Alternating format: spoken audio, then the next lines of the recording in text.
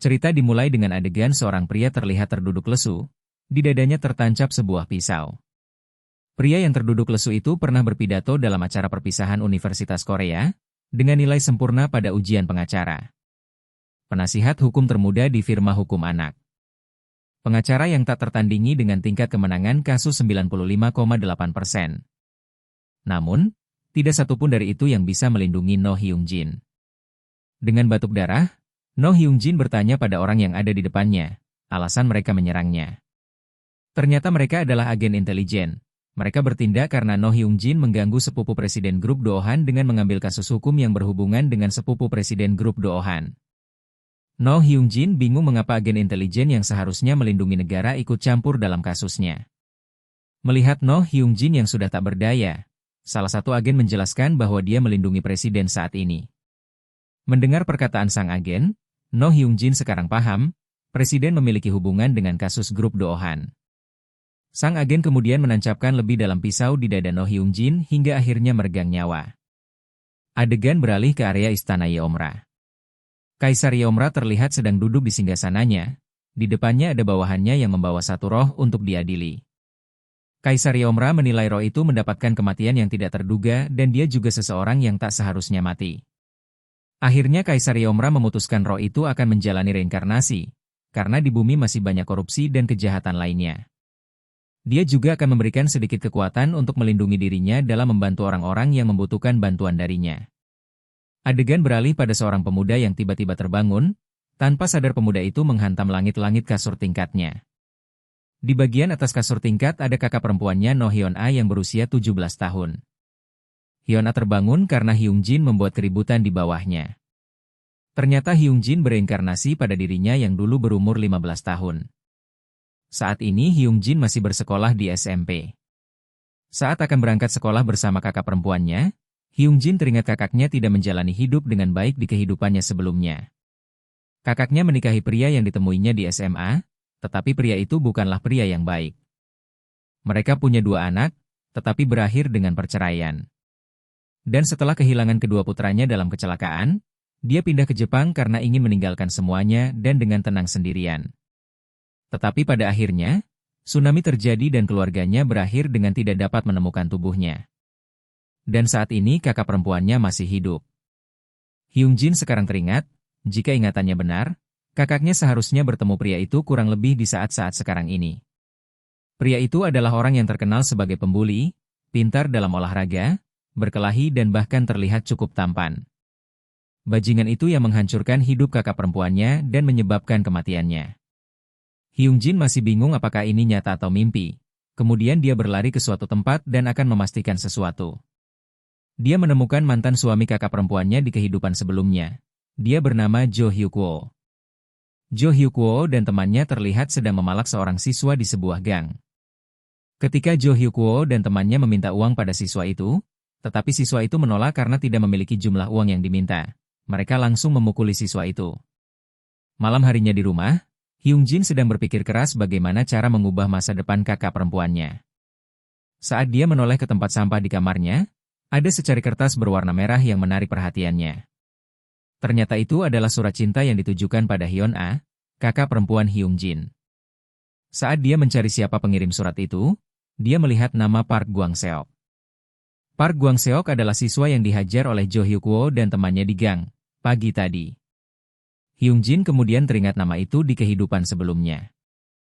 Park Gwang-seok mendapat julukan pencabut nyawa kekerasan di sekolah.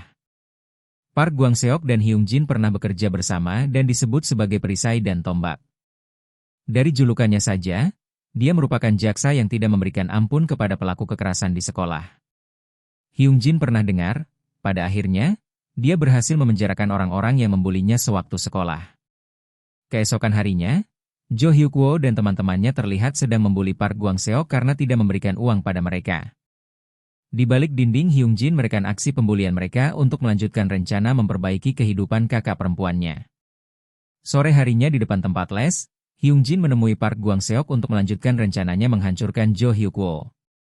Hyung Jin menjelaskan idenya kepada Park Gwang-seok, meski Park Gwang-seok sedikit takut karena berhadapan dengan Jo Hyuk-woo, dia menyetujui ide yang didengarkannya dari Hyung Jin. Park Gwang-seok pergi ke kantor guru dan melaporkannya. Park Gwang-seok menjelaskan bahwa dia sudah dipalak hingga 98 juta rupiah. Dan Jo Hyuk-woo dan teman-temannya membentuk geng yang disebut geng Primo yang bertingkah seolah seperti gangster.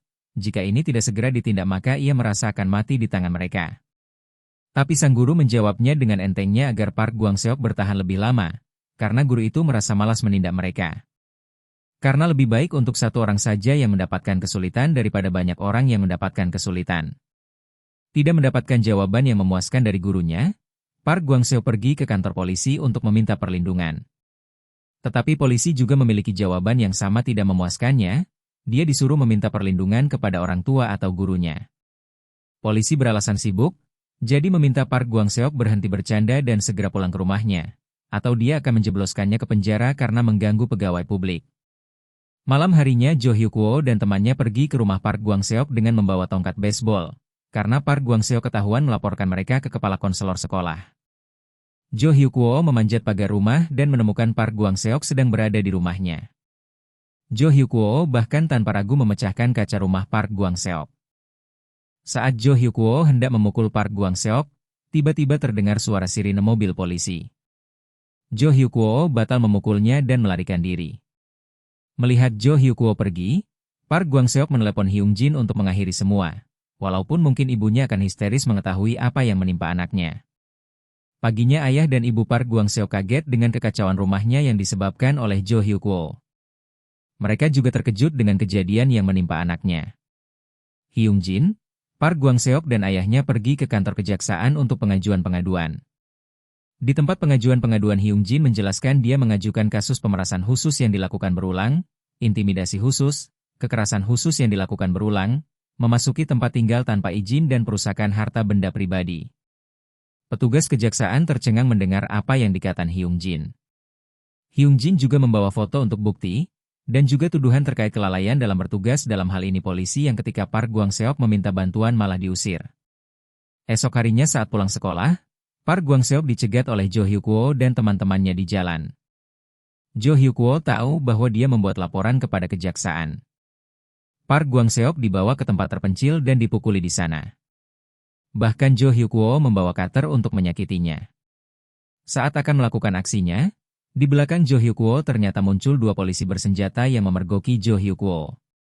Ternyata Park Gwang-seok menelepon nomor darurat ketika dicegat oleh Jo Hyuk-woo, dan petugas memantau mereka, hingga polisi datang menyelamatkan Park Gwang-seok.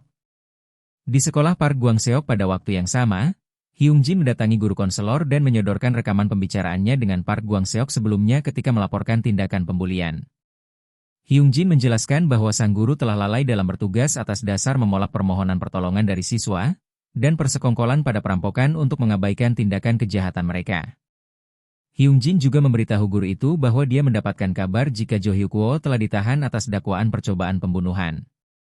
Guru itu terkejut dengan kabar itu dan terduduk lesu, dan bertanya pada Hyung Jin apa yang diinginkannya. Hyung Jin berkata ingin guru itu memberitahukan kebenarannya dan mengumpulkan seluruh korban dan membantu mereka mengajukan pengaduan. Keesokan harinya Hyung Jin dan Park Gwang-seok bertemu di restoran. Hyung Jin mengatakan bahwa Jo Hyuk-woo kemungkinan akan dipenjara selama 10 tahun bahkan mungkin akan lebih buruk, kemungkinan hingga 20 tahun hukuman. Karena Hyung Jin menyarankan pengaduan secara individual untuk setiap kejahatannya. Ketika seseorang mengajukan pengaduan dan berisikan pelanggaran kriminal yang sesuai dengan seperti yang dilakukan No Hyung Jin, polisi akan melakukan investigasi spesial untuk setiap pelanggaran. Dan ketika itu terjadi, terdakwa tidak akan mudah lepas karena ia dikategorikan sebagai kejahatan besar.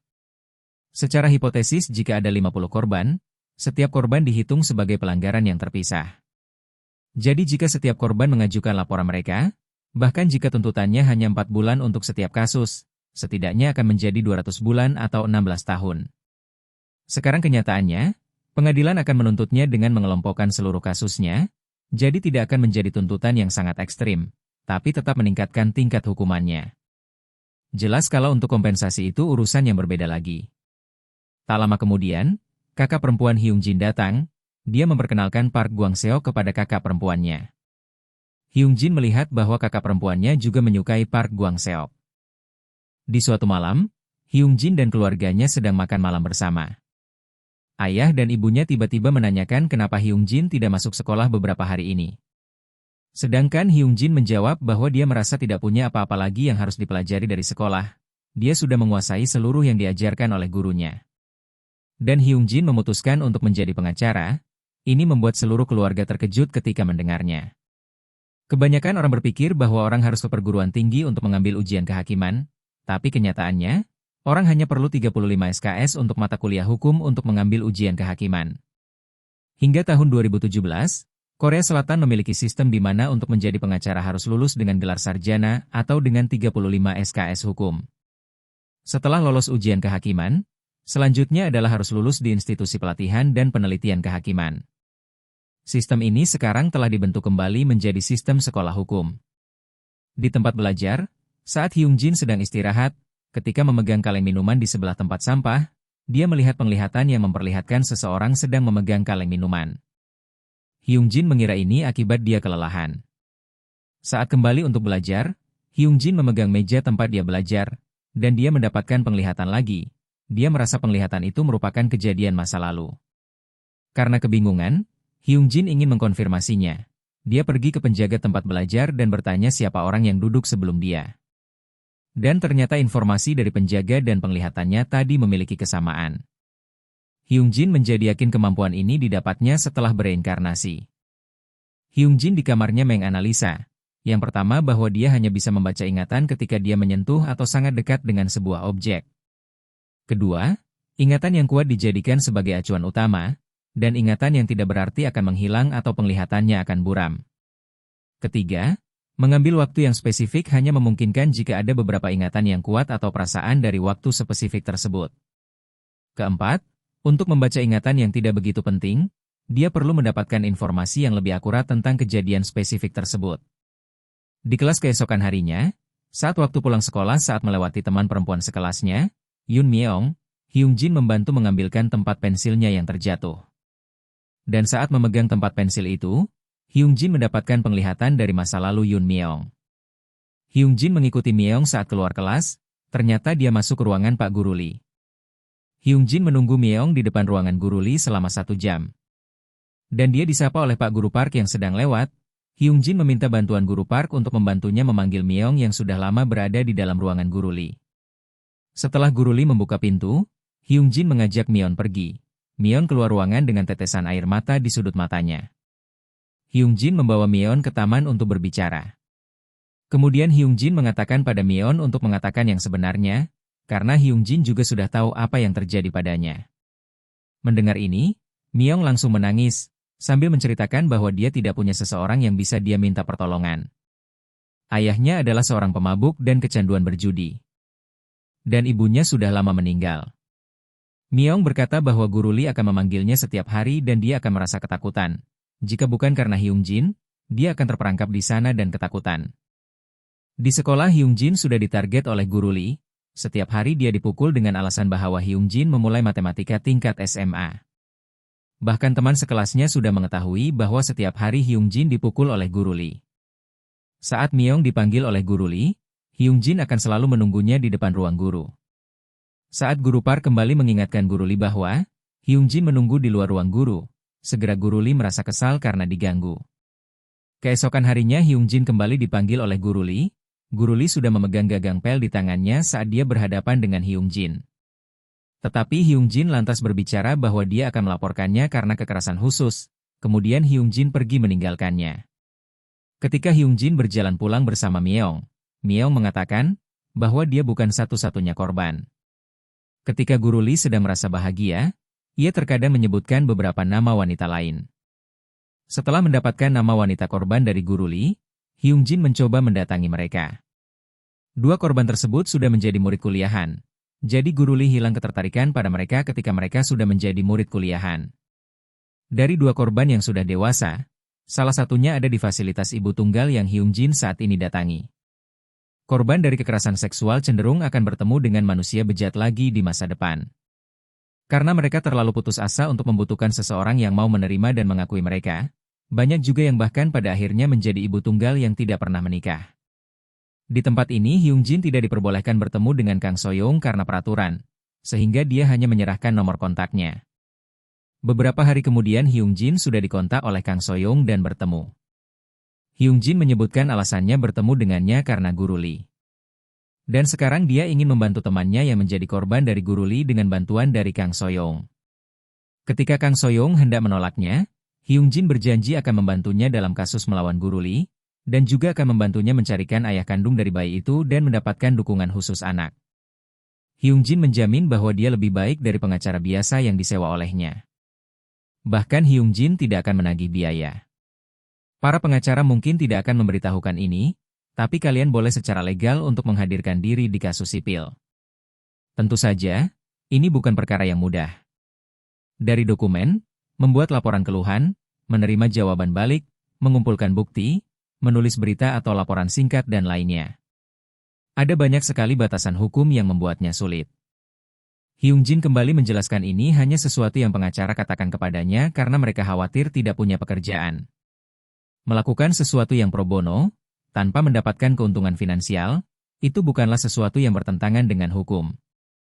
Justru akan bertentangan dengan hukum apabila mengenakan biaya dalam layanan hukum tanpa kualifikasi hukum yang jelas, tapi membantu orang secara sukarela bukanlah sesuatu yang bertentangan dengan hukum.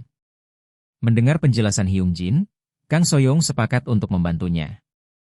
Di taman, Hyung Jin dan Myeon duduk bersebelahan. Dia menanyakan kabar Myeon. Myeon mengatakan bahwa Guru Lee bahkan kadang-kadang akan memanggilnya di akhir pekan. Hyung Jin datang ke lingkungan tempat tinggal Myeon. Dia menanyakan kondisi ayah Myeon kepada tetangga dekatnya. Setelah mendapatkan informasi dari tetangga Myeon, Hyung Jin datang kembali ke kejaksaan untuk menemani Myeon untuk mengajukan pengawasan perwalian. Di rumah, ayah Myeon yang tahu dilaporkan oleh anaknya mengamuk sambil memegang botol soju. Ketika ayah Myeon semakin mengamuk, kuasa hukum Myeon menyarankan polisi untuk melumpuhkannya dengan pistol listrik. Ayah Myeon akan dikirim ke rumah sakit jiwa. Untuk melindungi Myeon, Hyung Jin sementara waktu akan membawanya ke rumahnya. Hyung Jin mengatakan kepada Myeon bahwa dia masih akan mencari korban Guru Lee. Tetapi polisi harus berhati-hati dalam kasus seperti ini. Pada waktu seperti ini, polisi akan memberitahu pelaku kontak informasi dan alamat korban, bahwa mereka akan mengenali hak hukumnya untuk melindungi mereka sendiri. Oleh karena itu, sangat disarankan untuk tinggal dengan seseorang yang dekat untuk perlindungan. Di kantor kepala sekolah, Hyung Jin, Guru Lee dan kepala sekolah sedang mengadakan pertemuan tertutup. Hyung Jin mengatakan bahwa tugas seorang guru adalah memberitahu kepada murid apa yang mereka harus lakukan dengan cara yang baik dan mengajari mereka apa yang tidak mereka mengerti. Tetapi apa yang dilakukan oleh Guru Lee itu salah besar. Hyung Jin bertanya kepada kepala sekolah bahwa 4 korban sudah memberikan kesaksian, tetapi sekolah masih belum mengambil tindakan. Sang kepala sekolah dengan mudahnya menjawab bahwa masalah ini belum sampai ke ranah polisi, dan dia ingin Myeon mendapatkan permintaan maaf saja. Mendengar perkataan kepala sekolah, Hyung Jin kemudian memberikan surat dari pengadilan, pelaku tidak boleh berada 200 meter dari korban. Namun kepala sekolah tetap kekeh melindungi Guru Lee. Mengetahui niat mereka, Hyung Jin menelepon polisi dengan alasan seseorang dengan perintah perlindungan, menakut-nakuti orang di sekolah. Polisi datang dan menyeret Guru Lee keluar sekolah. Hyung Jin kembali berhadapan dengan kepala sekolah, dia bertanya apakah kepala sekolah akan memecatnya, atau ingin Hyung Jin membuat laporan atas pelanggaran kewajiban. Karena kepala sekolah yang punya tanggung jawab dalam melindungi murid-murid dari seorang kriminal. Tetapi kepala sekolah menolak perintah pengadilan karena kriminal itu seorang guru dari sekolah ini. Dan jika kepala sekolah tidak bersedia untuk memecatnya, Hyung Jin tidak hanya akan menuntutnya karena pelanggaran kewajiban, tetapi juga akan membuat laporan kepada kantor pendidikan karena kepala sekolah melindungi seorang kriminal. Kepala sekolah yang terdesak oleh Hyung Jin hanya bisa mengikuti perkataannya. Di taman Myeon dan Hyung Jin duduk bersebelahan, Myeon berkata, keluarga jauhnya masih mau menerimanya. Kemungkinan dia akan pindah sekolah. Di kantor polisi Kang Soyoung dan Myeon berhadapan dengan petugas polisi pria, di sampingnya Hyung Jin berdiri mengawasi mereka. Tiba-tiba petugas polisi bertanya dengan sikap menekan keduanya tidak dapat menjawab pertanyaan dari petugas. Melihat ini, Hyung Jin yakin petugas polisi sudah disogok oleh Guru Lee, maka dia langsung menghentikan sementara petugas polisi itu.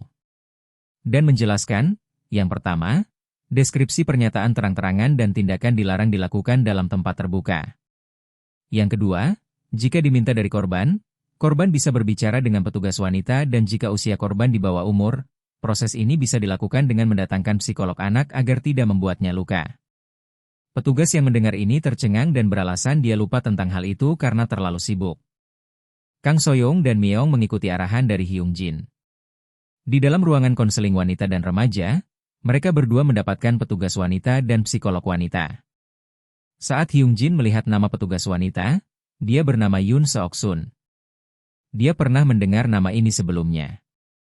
Dia pergi ke kamar mandi sambil mengingat nama itu, karena dia merasa curiga pada petugas tersebut. Hyung Jin kembali ke ruangan dan meminta pergantian dari petugas polisi wanita itu. Hyung Jin beralasan, petugas polisi memiliki sejarah dalam melindungi pelaku pelecehan seksual dalam kasus sebelumnya. Hanya karena itu berbeda kasus bukan berarti itu bisa mengubah apa yang pernah dilakukannya. Ketika Hyung Jin membacanya di koran, mereka mewawancarainya dan mengatakan bahwa korban pantas mendapatkan apa yang terjadi. Akhirnya polisi wanita itu diganti dan investigasi dilanjutkan. Di Korea, korban tidak boleh hadir dalam pengadilan hukum kriminal. Sedangkan pelaku diperbolehkan menyewa pengacara dan melindungi dirinya, tetapi korban diwakilkan oleh jaksanya sendiri. Pelaku tidak boleh memperlama pengadilan jika tingkat hukuman telah ditentukan, jadi tidak ada yang perlu dilakukan oleh korban jika pelaku sudah diberikan hukuman yang berat atau ringan. Myeong sudah mengemas barang yang ada di rumahnya dan bersiap untuk pindah. Hyung Jin datang untuk berpamitan dengan Myeong sebelum pindah. Hyung Jin bertemu Soyoung di kafe. Dia sekarang akan membantunya menyelesaikan permasalahannya yang lain, yaitu mencari ayah dari anaknya. Hyung Jin juga memberikan hasil tes DNA kepadanya, dan memerintahkan Soyoung agar segera melaporkan berkas-berkas yang diberikannya ke pengadilan.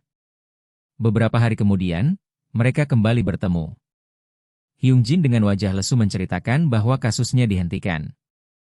Ketika mereka sibuk dengan kasus Guru Lee, orang yang diidentifikasi sebagai ayah dari anaknya itu telah meninggal dalam kecelakaan mobil.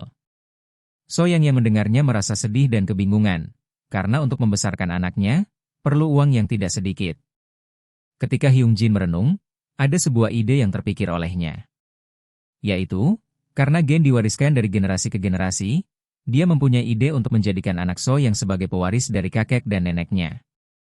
Hyung Jin menyarankan Soyoung untuk datang ke tempat bernama Agensi Menemukan Segalanya.